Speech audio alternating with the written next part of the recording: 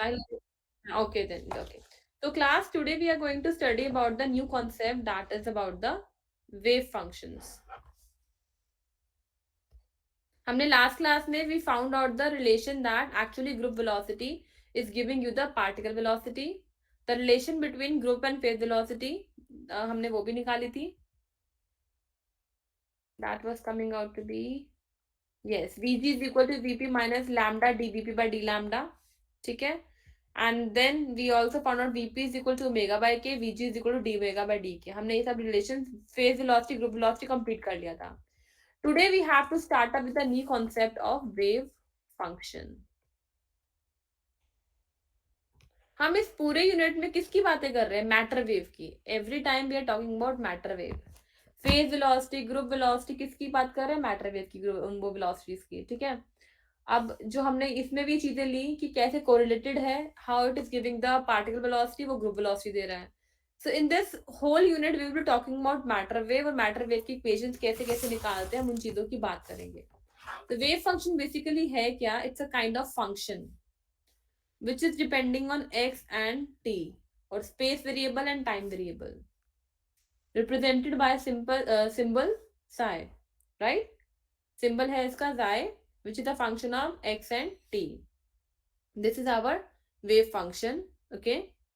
So wave function basically बता क्या रहा है? जैसे matter wave को, it defines the matter wave. So matter wave is defined by the this function, that is the wave function psi. So, for example, we used to use y term to represent normal waves, sound waves, EM waves. Remember, we used to do by d2y by dt square, right? Or dy by dt, like that. So now for matter wave, because it is something different, matter wave is something different from other waves. So we are using the function psi over here to represent the matter wave. Okay? समझ में आ रहा है? And this treatment of function using psi function is called as wave mechanical treatment. How we are treating this matter wave in our physics? That is a wave mechanical treatment of wave function. तो इसके बारे में लिखिए, wave function heading डालो and write down. Wave function is a wave function in case of matter waves. मैं इधर type ही कर देती हूँ. If you just hold on. Just hold on, class. Thank you. Just typing it. बस wave function, basically camera on है. Wave function in case of matter waves is a mathematical function.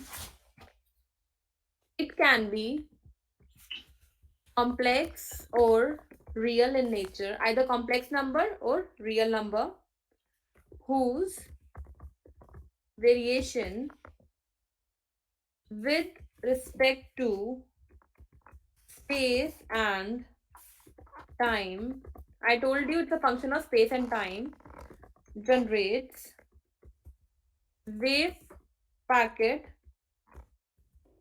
associated with the particle. Okay, so this is actually the wave function, and the symbol for wave function is given by the psi. ठीक है, उसको हम इस तरीके से लिखते हैं. Just hold on. Okay, तो एक तरीका का कि मैथमेटिकल ऑपरेटर है, नथिंग एल्स. ये पोजीशन नहीं देगा, वेलोसिटी नहीं देगा, कुछ भी. It won't tell anything about the matter wave, but it is only giving you the, it is only defining the matter wave, how to study dynamics of matter wave using wave function. Now, based on this, we will be deriving the two types of wave equations. जैसे हम लोग normal wave equations करते हैं, like we used to do d2y by dt square is How equal is to Nandini here? ਸਾਡੇ ਨਾਲ ਤਾਂ ਸੀ just show. She is not even there I'm in sorry, the laptop. I have a class with the Oh, student. Sorry. Nandini was not in our room. Jasvi Desole Purse. okay. V. Can I leave the room class now? You have not been in class for some time, so My students are there. Okay. I was there. I was doing reading stuff. Yes. you were teaching. Yeah, I'm teaching right now. Okay, yes, you can continue with your class. Thank you. Hello, bro. Jai Shri Ram. Hello. Yes, who was that?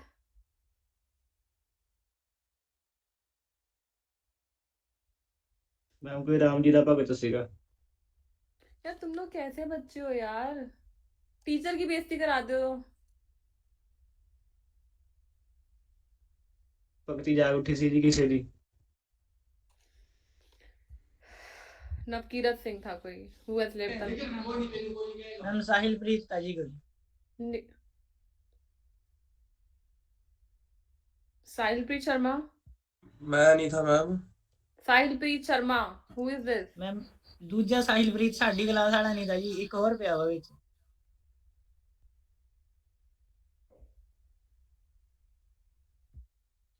चलो निकाल दिया। Anyone else? Jaskaran Singh कौन है अब?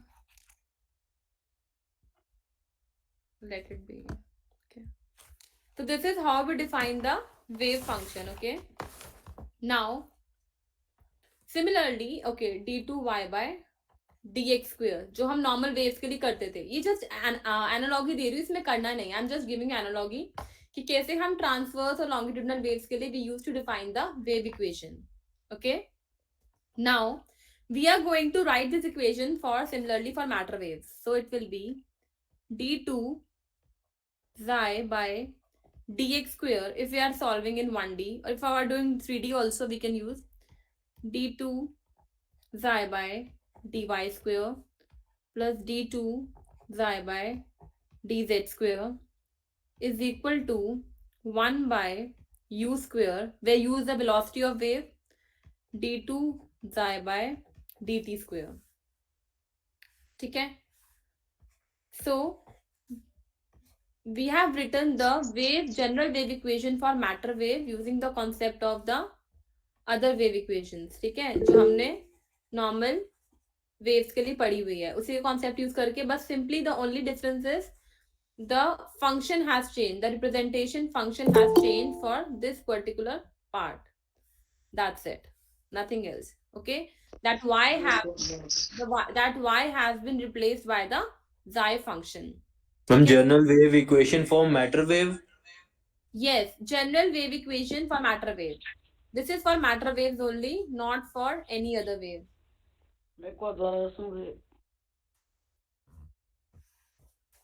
For matter waves, okay? So let us define, obviously, the wave function. Y is the function of xyz equal to a e to the power minus iota omega t minus k dot r. Okay, r vector पता है क्या होता है बच्चों आप लोग को? What is r vector? xi cap plus yj cap plus zk cap, right? And k vector, similarly we can define in the format of x, y and z. Kx I cap, ky j cap plus kz k cap. Okay, and if we try to take dot product of these two terms, what will be what will dot product of these two terms, beta? I dot I1, j dot j1, k dot k1.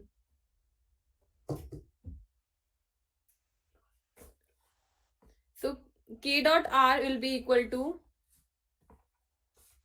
x into kx plus y into ky plus z into kz. Put it here. Okay. So this is the value of this particular term if you want to resolve in these three components. What if our wave is traveling only along x-axis? If wave is traveling along only x axis, we can simply write, हम क्या करेंगे, बस ये part ले लेंगे component, दूसरा हम ये पार्ट ले लेंगे, दैट्स इट। मैम मैम ये आपने जो अभी लिखा है मैम, ये कहाँ से आया मैम? ये एक्स वाई जेड आपने लिखा इक्वल टू ए की पावर माइनस आयोटा। थोड़ा समझ नहीं आया मैम। अच्छा मैम ठीक। ये बता दो, प्रॉब्लम समझ लग गया। पायलट थ्योरम पता है, e की पावर आयोटा थीटा क्या होती है? साइन कॉस थीटा, बता रही हूँ, cos theta plus iota sine theta, you know this term, ठीक है? हम जब सॉल्यूशन लिखते हैं, normally we write in this format, a sin omega t minus k x, ये लिखते हैं, यस मैम। ऐसे करते हैं, फिर एक्स एक्सिस का लॉन्ग प्रोपोगेशन हो। तो अब मैंने क्या करा, उसको k डॉट r ले लिया। We can take in 1D, तो हमारा ये आ जाएगा। 3D में अगर लेंगे तो हम k डॉट r ही लिखेंगे। तो I can write my equation as a sin omega t minus k vector dot r vector also in case of 3 dimensional movement, ठीक है? बेसिकली क्या कर रहे हैं, मैंने इसी इक्वेशन को लिखा है a सम कोफिशिएंट और कांस्टेंट व्हिच आर कमिंग। मैं इसको अगर सॉल्व करती हूँ, if my theta is equal to omega t minus K R, from this equation e iota omega t minus kr, so it will be cos omega t minus kr plus iota sin omega t minus kr। cos a minus b लगाओ, sin a minus b लगाओ, इसे open करो, क्या आएगी values? Basically, we are having both cos and sin components in e to the power iota times of some angle. तो हमने यहाँ पे वो यूज करा है, e to the power iota times omega t minus kr. Either the wave can be sinusoidal in nature. Wave का मतलब ही ये है कि it will be vibrating or fluctuations, and it is only two waves can represent the wave, either sine or cos. So we have taken both the possibilities in this equation and taken a constant like we used to take in case of the normal general wave equation. जो displacement vector लगते थे, what is the displacement produced in pendulum, or y is equal to a sine oscillation one, or what is the how much it is getting displaced with respect to the mean position. तो हम ऐसे निकालते थे y से, this is displacement term ना, कितना वो shift हो रहा है। We used to take in terms of either sine or cos. तो हमने यहाँ पे e की पावर iota में ले लिया, that is also correct ना, because ultimately it will simplify down into cos and sine terms, and then we can further solve it to get these terms, a sin omega t minus kx or a cos omega t minus kx. I always I always used to tell you, either you can take trial solution in terms of sine or cos, क्योंकि wave या तो sine होएगी या cos होएगी, उसके हिसाब से हमारे आगे के रिजल्ट भी चेंज कर जाएंगे। Here we don't know the nature of wave, so we have taken both the possibilities of sine and cos by taking e to the power iota theta, and we know that using the Euler's theorem, ये books में दिया नहीं हुआ, ये maths की theorem है तुम्हारी, Euler's theorem, we know that this is equal to this term, so it is having both, क्योंकि हमने ये चीज भी बोली, our psi has a you can say feature that it can be imaginary, it can be real in nature. ये imaginary भी ले सकता है पार्ट, real भी ले सकता है, both possibilities are there with the psi wave function. So that's why we took the whole part, a e to the power minus iota omega t minus k dot r. We have written here na, the wave function can be complex or real. So it's a combination of real and imaginary part, which is actually the complex number. Complex number ऐसे लिखते हैं बच्चों, cz is equal to r plus iota times of imaginary number ना, like real plus imaginary is a complex number. So that way we have defined our matter wave solution in terms of sine and cos only, and that too complex in nature, जिसमें real part भी आ रहा है और imaginary part भी आ रहा है।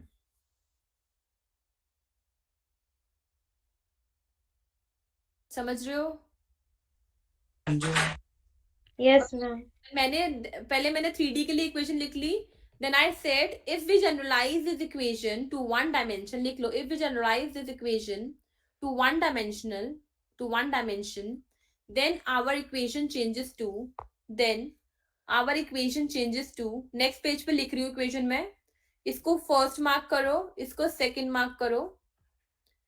So my first equation will change down to, it will be d2 xi by dx square is equal to 1 by u square d2 xi by dt square. It is such like so simplified equation. Third equation. Now I have the value of xi. What I will do, differentiate second equation. Second equation क्या थी? Value of xi. Differentiate equation to कितनी बारी? 2 times with respect to time variable and put in 3. करो ये काम जल्दी से. जाय का वैल्यू क्या था? Psi was equal to e to the power minus iota omega T minus क्या आएगा बताओ मुझे, tell me. kx. kx, yes, because we are dealing up with the one dimension. Omega T minus kx, right.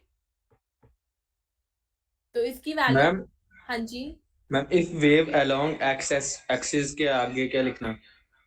if wave is traveling along x axis in one dimension, if wave is traveling along x axis in one dimension, our equation changes to this third term. Then differentiate second equation 2 times with respect to time variable t and put in third equation. Value put कीजिए, मुझे बताइए equation क्या बन रही है इन terms of xi only.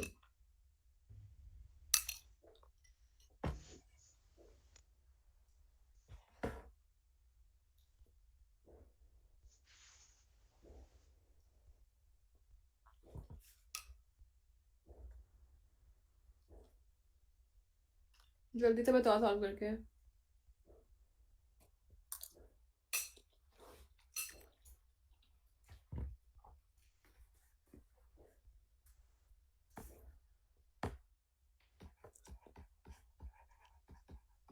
किसी ने किया solve?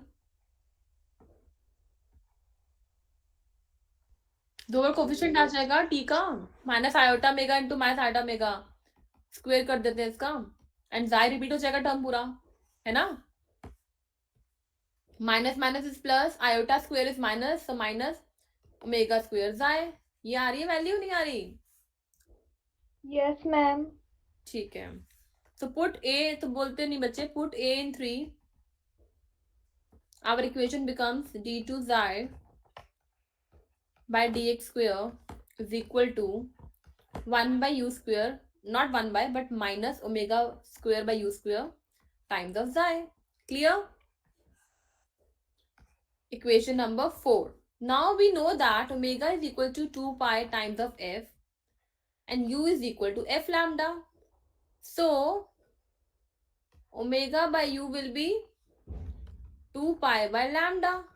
2 pi by lambda is actually equal to k. k term बच्चों,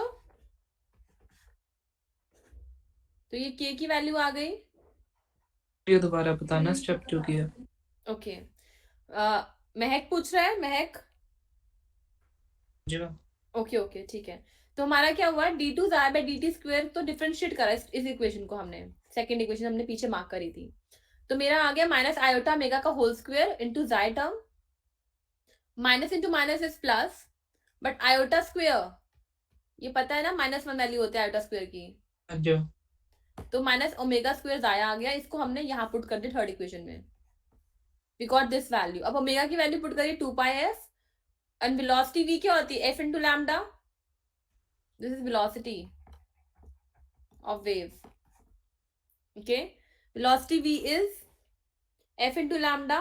दोनों का रेशियो लिया तो क्या आया, 2 पाई बाय लैम्डा, डिवाइड हो जाएगा, f से f कट जाएगा. And 2 pi by lambda actually क्या होता है, इज इक्वल टू k.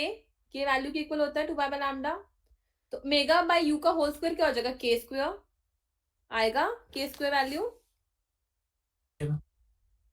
तो मैं इक्वेशन क्या लिखूं अभी बताइए। My equation will become finally d2 xi by dx square plus k square, अगर लेफ्ट होंगे plus k square xi is equal to 0. This equation is called as Dirac equation. This was given by Dirac scientist for the waves. Okay, but there was a shortcoming of this equation that it is only valid for low values of velocities. लिख लो. This equation 5 is called Dirac equation. Equation 5 is called Dirac equation, but if particle is moving non-relativistically, do you know difference between relativistic and non-relativistic particles? No, ma'am. Relativistic में क्या होता है? पता नहीं। Velocity becomes comparable to c and non-relativistic mechanics v is very very less than c. इतना सा फर्क होता है. जो तुम्हारी इंटरस्टेलर मूवी है पूरी रिलेटिविस्टिक मैकेनिक्स पे बेस्ड है, जिसमें तुम्हारा time dilation, length contraction and velocity addition theorem, सब parallel universe, it all comes in relativistic mechanics. But if we talk about non relativistic mechanics जो हम नॉर्मल लाइफ में जी रहे हैं, that is non relativistic mechanics. समझ आई? Ma'am excuse me ma'am, पिछले स्लाइड में मैम जो आपने राइट में लिखा था, राइट कॉर्नर में, वो नहीं समझ लगा, दोबारा समझा देना मैम. जो आपने omega is equal to 2 pi by f लिखा था, 2 पाई एफ. ओमेगा की हाँ जी वैल्यू मैम, क्या वो होती नहीं है? मिलता. What is omega? Angular frequency? No worries बच्चे. Omega is equal to 2 pi times the frequency. Angular frequency is 2 pi into frequency term ना. हाँ जी. तो मैंने वो चीज लिख दी, omega is equal to 2 pi F. But v is also equal to f times lambda. Relation है ये तो पहले है ना. v is f times lambda, पता ही होता है. हाँ जी. Yes, ma'am. ठीक है. तो we have taken the ratio of omega and u, क्योंकि यहाँ पर भी ओमेगा और u की टर्म आ रही है यहाँ पे, इसलिए हमने इसका रेशियो लिया है. जब रेशियो लिया तो आ गया 2 पाई बाय लैम्डा. कैसे? f और f कट गया ना. हाँ जी मैं पता लग गया. ठीक है, तो वो k होता है. तो मैंने यहाँ पे k वैल्यू पुट कर दी इक्वेशन में, तो मेरी इक्वेशन डिराक इक्वेशन आ गई. ओके मैम, आप पता लग. ठीक है. अभी आगे लिखिए. इस इक्वेशन को हम डिराक इक्वेशन कहते हैं. और मैंने भी बताया रिलेटिविस्टिक मैकेनिक्स और नॉन रिलेटिविस्टिक मैकेनिक्स में क्या फर्क है. Relativistic is dealing with the particles which are moving with the velocity comparable to speed of light, and because of that the parameters changes. A whole branch of physics changes and we enter into relativistic physics branch. And if v is very very less than c, जो हम classical physics, हम लोग जैसे हम चलते हैं, कभी भी मतलब किसी की पार्टिकल की स्पीड में से लाइट की स्पीड को अप्रोच नहीं कर सकती. बट ये cyclotron is an example in nuclear physics जो एक्चुअली लैब्स के अंदर इलेक्ट्रॉन की स्पीड को वेलोसिटी ऑफ लाइट के कंपैरेबल में लेकर जाया जा सकता है और लेके गया है. ठीक है, हम लेके जा चुके हैं ऑलरेडी. ठीक है, so that is one such example. So we are trying to find equation for that purpose only, ki how the things changes in relativistic and non-relativistic mechanics for matter wave also, when matter wave is moving with some velocity v. हमने अभी तक Dirac equation निकाली है. what our aim was to solve the wave function for matter waves, है ना. And जो wave function solution हमारा आएगा मैटर वेव्स के लिए, उस इक्वेशन को बोलते हैं श्रोडिंजर वेव इक्वेशन, जो कि अभी तक नहीं आई है. We have just reached till the Dirac equation which is valid for the some values of velocities. But if we want to go for the like to get the clear picture about matter waves, how they are traveling, what energy they possess, what is the momentum, we need to find out the Schrodinger's wave equation. And that too, there are two types of Schrodinger wave equation. First is time independent, other is time dependent. तो दो possibilities हो सकती है. या तो हमारी matter wave जो space में मूव कर रही है बस स्पेस के साथ वेरी कर रही है, it is not changing with time, उसको बोलते हैं time independent.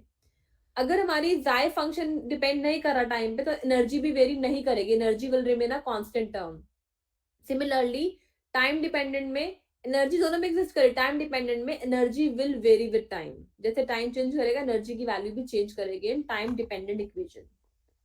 So we are aiming to solve those two equations in our this wave mechanical treatment of matter waves. How wave function is actually used to find different parameters for matter waves. Clear? करना क्या चाह रहे derivation में? ये करनी है Schrodinger wave equation.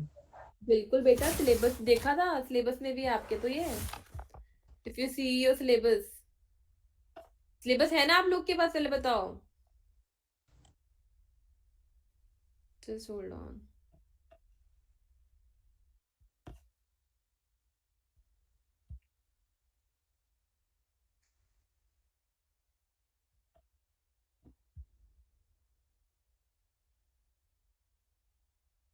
This is there बेटा. Normal. Okay.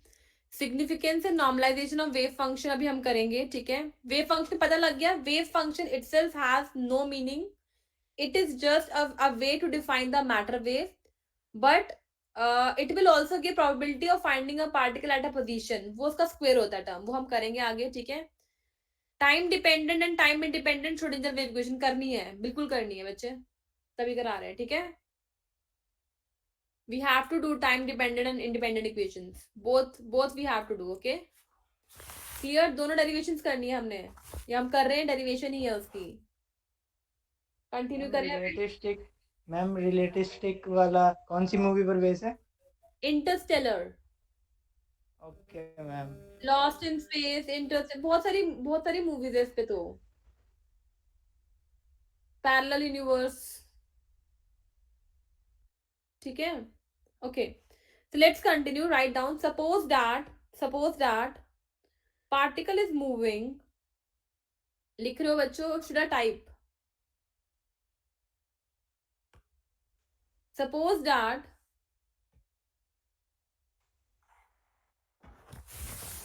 Ma'am limitation चाह रहे हैं. हाँ जी particle is moving non-relativistically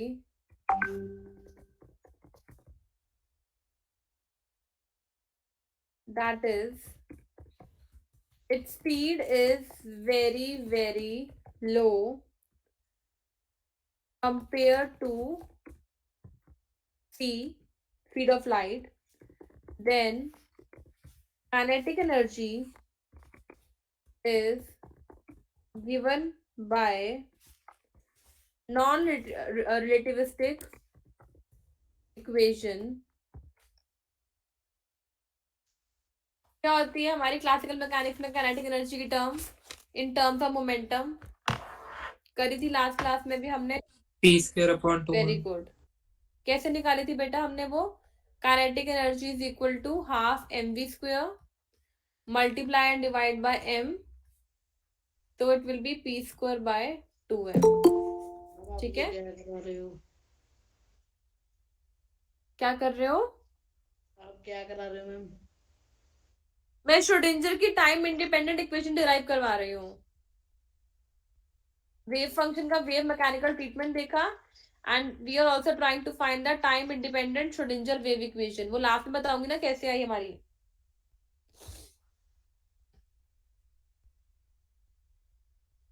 हम मैटर वेव्स की करेक्ट, मैंने जब शुरू में बताया मैटर वेव एक डिफरेंट तरह की वेव है. ना ही वो लॉन्गिट्यूडनल है, ना ही वो ट्रांसवर्स है, ना ही वो साउंड वेव है, ना ही वो ईएम वेव है.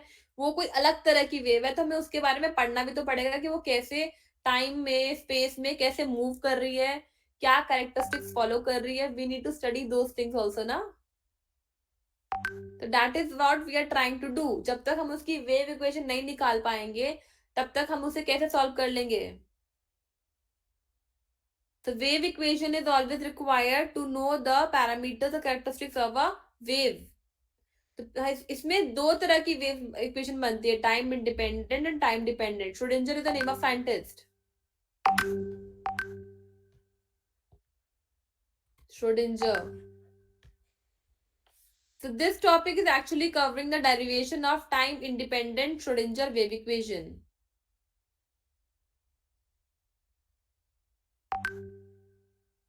नवदीप क्लियर है क्या करा रही हूँ?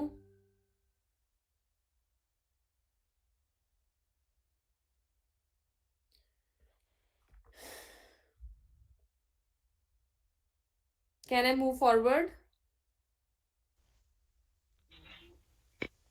Yes, ma'am. इतना समझ में आया था, डिराक इक्वेशन तक समझ में आ गया, हमने निकाल लिया है. Now we are trying to find the Schrödinger wave equation which is valid for the non-relativistic particles also. Should I solve further? Kinetic energy half mv square होती है multiply and divide by m term. p square by 2m आ गया. p की value in case of Planck's constant की term में p की value क्या होती है बच्चों इन terms of Planck's constant?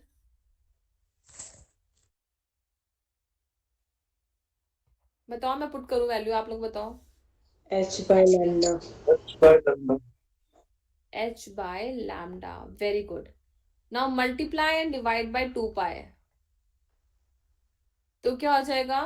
h by 2 pi is reduced Planck's constant.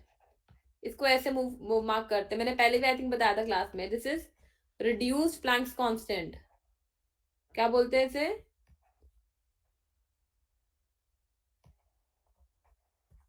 And 2 pi by lambda क्या होता है? k. So kinetic energy will be equal to h bar and 2 pi by lambda is k but with the square term na, because it's square. तो मुझे 4 pi से करना पड़ेगा है ना, multiply divide, right? Yes, ma'am. तो मेरा आ जाएगा h bar k का whole square upon 2m is actually the value of kinetic energy. Clear? इसको मार्क करूंगी 6th इक्वेशन. अब ये समझ में आया काइनेटिक एनर्जी वैल्यू ये कैसे आ रही है? मैम फिर से समझाना मैम, अभी ये नहीं समझ लगा. रिड्यूस प्लैंक्स कांस्टेंट ये कैसे आया मैम? काइनेटिक एनर्जी क्या होता है ये बता चल. मैम अभी भी फॉलो कर, मैं कनेक्टिंग जो समझा के जब आपने लिखा रिड्यूस, ये मैम मेरे को पता नहीं था. रिड्यूस आपने प्लैंक्स कांस्टेंट लिखा है कि 2 पाई बाय से डिवाइड कर दिया प्लैंक्स कांस्टेंट की वैल्यू. यहाँ से नहीं समझ में. हाँ जी ठीक है. काइनेटिक एनर्जी होती है हमारे पास हाफ mv स्क्वायर. आप लोगों ने मुझे बताया कि मैम इसको p स्क्वायर बाय 2m भी लिख सकते हैं. फिर मैंने पूछा p की वैल्यू बताओ क्या होती है, आपने बोला कि h बाय लैम्डा लिख सकते हैं, है ना, h square by lambda square into 2m. तो मैंने कहा कि multiply and divide bye 4 pi square कर दो क्योंकि स्क्वायर में टर्म था उनकी भी. तो माना क्या हो जाएगा?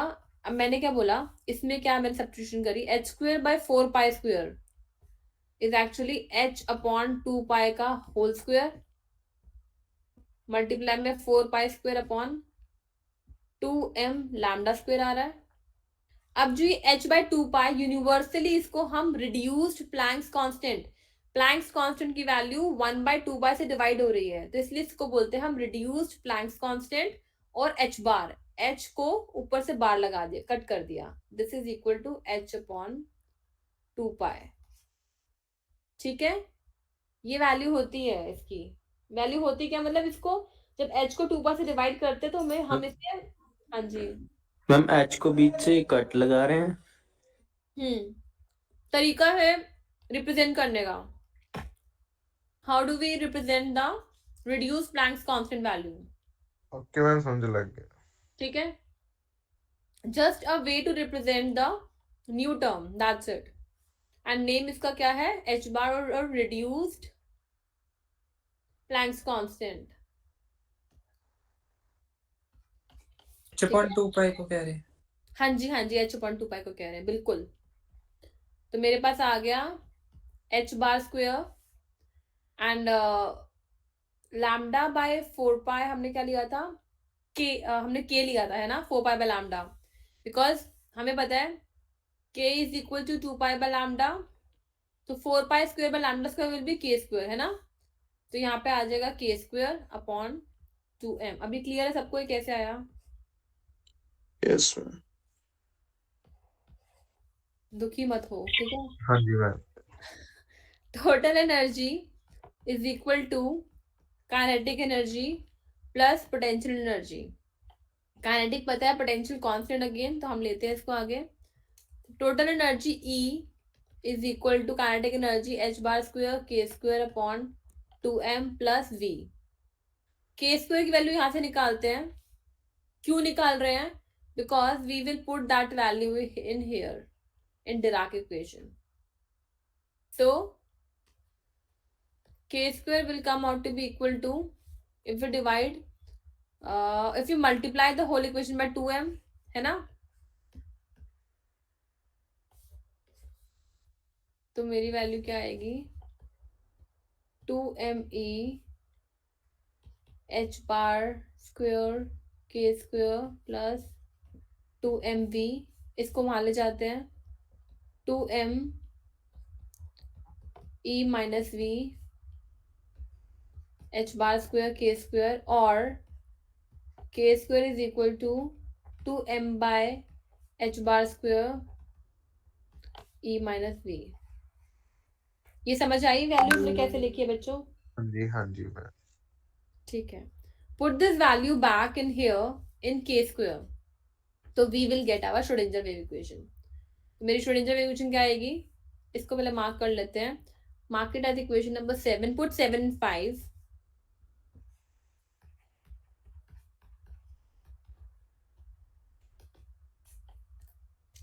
So my equation will become d2 xi by dx square plus 2m by h bar square e minus v of xi equal to 0. आप लोग सॉल्व करो, ये वैल्यू आ रही है, चेक करो. एंड इफ यस से यस, इफ नो से no. Ma'am एक स्लाइड पीछे करियो, एक मिनट. कर दी. मैम वो सबसे ऊपर h स्क्वायर k स्क्वायर कैसे हो गया? ये वैल्यू, ये वाली, हाँ जी, ये तो हमने रीअरेंज करा है.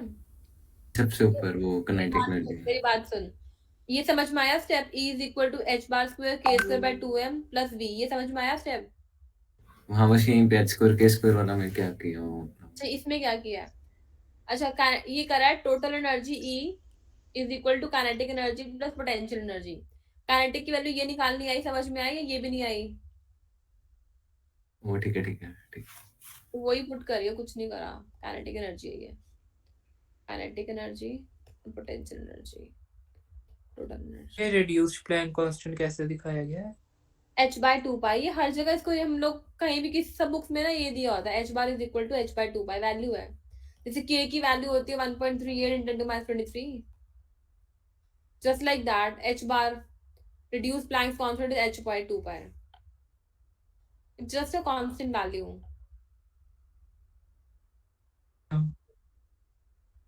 क्योंकि कुछ इक्वेशन में सॉल्यूशन ऐसे करना इजी होता है, like that. So don't take it equal to normal Planck's constant, but it is having value actually divided by 2 pi. That's it. Clear? Clear or not? ठीक है ma'am. Yes, ma'am. Okay. So this is your time independent Schrödinger wave equation. ठीक है, clear सब बच्चों को? How to derive time independent Schrödinger wave equation. अब जल्दी से थोड़ी सी और बात करें हम वेव फंक्शन के बारे में. मैम एक बार बता दो ये शुरू कहाँ से हुई थी और बस. शुरू कहाँ से हुई थी? ये कुछ का क्वेश्चन है, इतना अच्छा था. मैम मैं हूँ नीरव. नीरव, अच्छा नीरव देख मेरी बात. ये फर्स्ट इक्वेशन है, जो एक्स्ट्रा मटेरियल है मैं हटा देती हूँ, समझाने के लिए लिखा था. ये सब हटा दूं अब मैं? इसमें मैम यही कंफ्यूज करता है. यही मटेरियल समझाने वाला. Yes ma'am. हटा देती हूँ, रुक जा. वो तो तुम्हारी वैसे तुमने करा हुआ है फर्स्ट यूनिट में, सारा कैसे निकालते हैं आर वेक्टर, ये सब के वेक्टर. ठीक है, वो first equation, second equation, then ये भी हटा दो ऑयलर थ्योरम वाला कॉन्सेप्ट, क्योंकि बुक्स में दिया नहीं हुआ. ये just to make you understand I have written these concepts.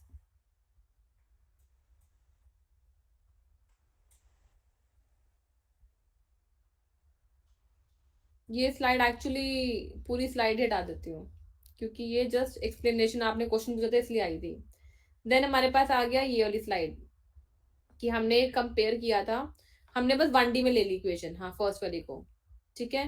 Then differentiate किया विद रिस्पेक्ट टू टी, किसको किया डिफरेंशिएट, सॉल्यूशन को, जो हमने लिया था सॉल्यूशन इसका जाय वाला सॉल्यूशन लिया था ना, जाय की वैल्यू ये है, इसको डिफरेंशिएट किया विद रिस्पेक्ट टू टी, उसमें बैकपुट कर दिया इस इक्वेशन में।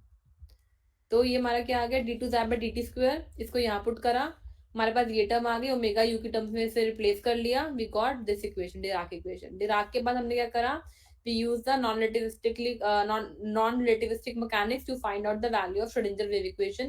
Kinetic energy half mv square, it can be represented as h bar square k square by 2m. Total energy kinetic plus potential ली and उससे k square की वैल्यू निकाल ली, k square की वैल्यू बैकपुट कर दी कौन सी इक्वेशन में, डिराक इक्वेशन में, and we got the Schrödinger wave equation. Clear है? शुरू यहाँ से हुआ था, 4 स्लाइड दी है, मतलब गिनके, कॉपी का डेट पेज होगा। Okay ma'am. Second, then third equation, this one, then fourth equation, then your fifth one, sixth one, and finally the seventh one, k square value, put in Dirac equation value, and you're getting your Schrödinger wave equation. Clear? Yes yes ma'am. जो wave function है, जैसे हम कहते हैं y is a function, ये sine omega T है या cos omega T है, क्या क्या वैल्यूज ले सकता है अगर वो देखना चाहे, इसकी कुछ प्रॉपर्टीज हैं जाय की, that it only those wave functions और only those functions are acceptable to take form of wave function who which are continuous in nature. Also their derivative d xi by dt should also be continuous in nature when we plot it. Okay, it should be a single valued function. कुछ properties तो देंगे ना, ना कि हर किसी को हम कह देंगे it can be a matter wave function, this can also be matter wave function. So we are defining some prohibitions, you can say, or some properties to differentiate the differentiate this matter wave function from other functions. ऐसा नहीं कह सकते कि हर एक, जैसे अगर मैं draw करती हूँ function like this, let me draw some function and you tell me as per these rules which are acceptable and which are not. Just hold, I am drawing more. मैं ये क्या करा रही हूँ कि वेव फंक्शन जो हमने define कर दिया जाए, वो एक्चुअली वैल्यूज कैसी कैसी लेता है और कैसे कैसे उसे हम डिफाइन कर सकते हैं with respect to space and time, ये करा रही हूँ। एक बार ग्राफ्स आप लोग देख के बताओ, चारों में से क्या लगता है कौन सा डिफाइन होगा, कौन सा डिफाइन नहीं होगा।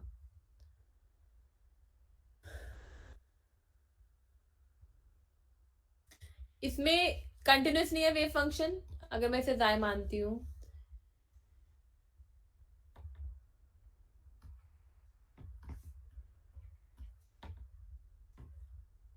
एक्स ले लो या तो, इसमें कौन कौन से वेव फंक्शन कंसीडर हो सकते हैं उनके बारे में? हाँ जी, फर्स्ट वन एक्सेप्टेबल और not acceptable, which of the following wave function are acceptable and which are not. Ma'am first वाला नहीं होगा, कंटिन्यूअस नहीं है।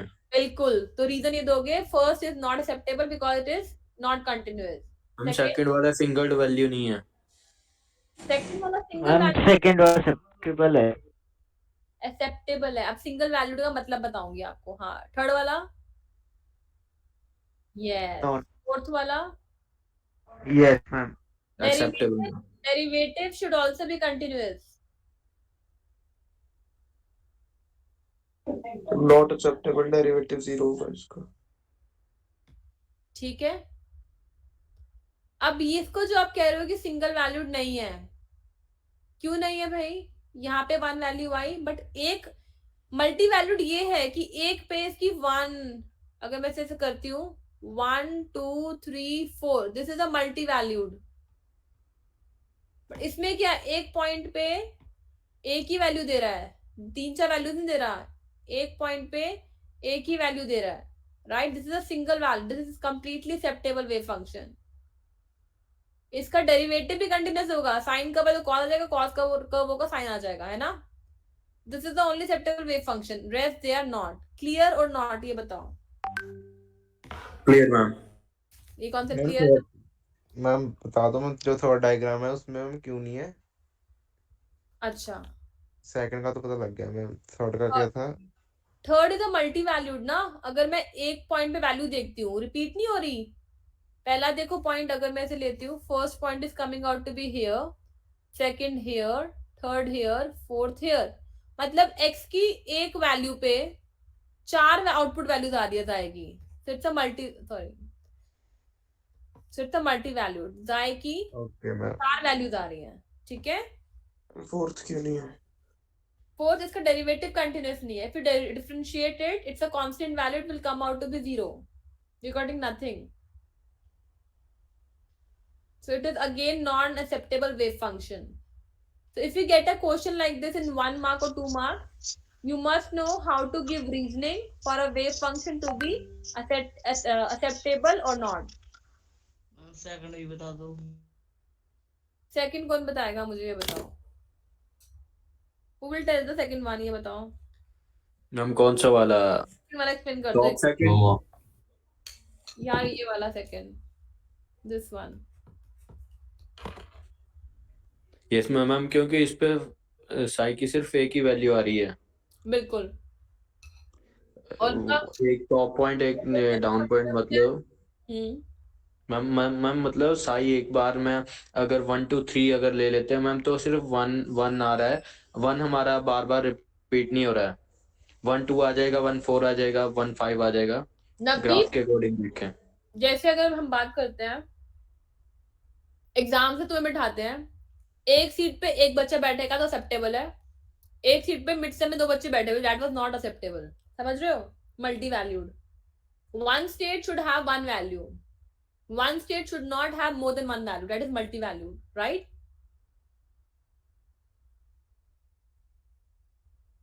Just an analogy to make you understand how the wave functions are acceptable and how they are not.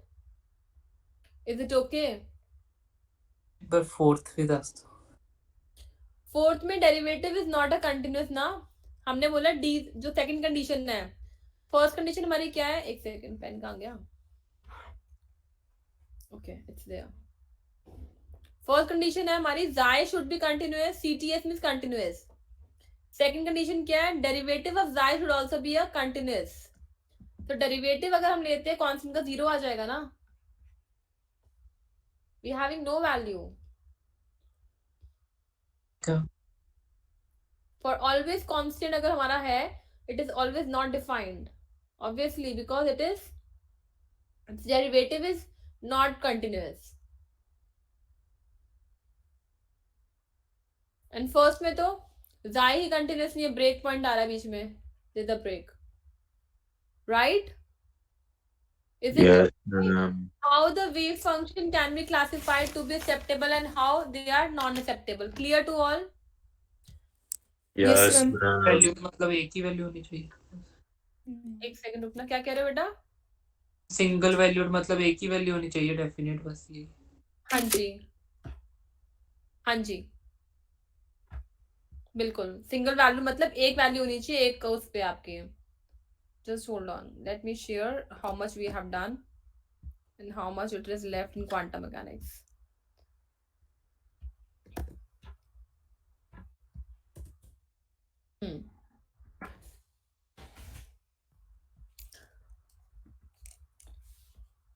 अभी तक हमने we have covered, just hold on, this part, need of quantum mechanics, sorry, I don't know how it is moving, wave particle duality, this is really, just hold on, हमने ये topic कर लिया है, wave particle duality कर लिया, matter waves कर लिया, phase velocity, group velocity, significance of wave function कर लिया, नॉर्मलाइजेशन मैं कल कराऊंगी, ठीक है। देन हमने टाइम इंडिपेंडेंट इक्वेशन कर लिया है, ठीक है। Almost we had left out normalisation of wave function रहता है हमारा, eigen function, eigen values, time dependent equation and particle in 1D box. तो हमारे मतलब 4-5 टॉपिक्स रहते हैं, तो हमारे आने वाले 2 क्लासेस में, लेक्चर्स में 2 घंटे में ये हो जाएंगे हमारे, ठीक है। We will complete with the quantum mechanics unit also. Clear? Yes ma'am. ठीक है।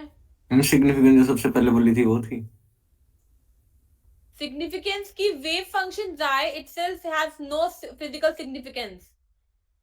इसका अपना कोई फिजिकल सिग्निफिकेंस नहीं है, but it is a way to determine the parameters associated with the matter waves like velocity, momentum, energy, kinetic energy, potential. So this is a way to determine the parameters associated with the matter wave. अभी जब normalisation पढ़ेंगे ना, होता क्या है, अभी मैं आपको एक टर्म तब इंट्रोड्यूस करूंगी और लिखवाऊंगी कि जाई स्क्वायर का सिग्निफिकेंस होता है, जाई का कोई सिग्निफिकेंस नहीं होता। जाई स्क्वायर क्या है? It tells you about probability of finding the particle inside the matter wave, कि पार्टिकल कहाँ एग्जिस्ट कर रहा है, जो हाइजेनबर्ग अनसर्टेनिटी प्रिंसिपल ने भी कहा था, उससे कोरिलेट करेंगे। तो ये हम नॉर्मलाइजेशन में पढ़ेंगे, क्योंकि इस टर्म को हम नॉर्मलाइज करना बोलते हैं, ठीक है। हम करेंगे आगे, इसका इंटीग्रेशन इक्वल टू 1 करेंगे, नॉर्मलाइजेशन हो जाएगा। तो just xi itself has no physical significance, but it's a way to determine other parameters by writing the matter wave equations. Okay. And xi का ये भी है, what all values of xi is defined and what all not. Yes, xi should be continuous, its derivative should be continuous, and it should be single valued. 3 properties for xi to exist, जो हमने अभी last में करा है. This is also the characteristics of xi. Okay. Is it okay? MST का syllabus बताना एक बार और। MST का सिलेबस भी मैं स्क्रीनशॉट लेकर दिखा देती हूँ, तो मैं रुको 1 मिनट रुको।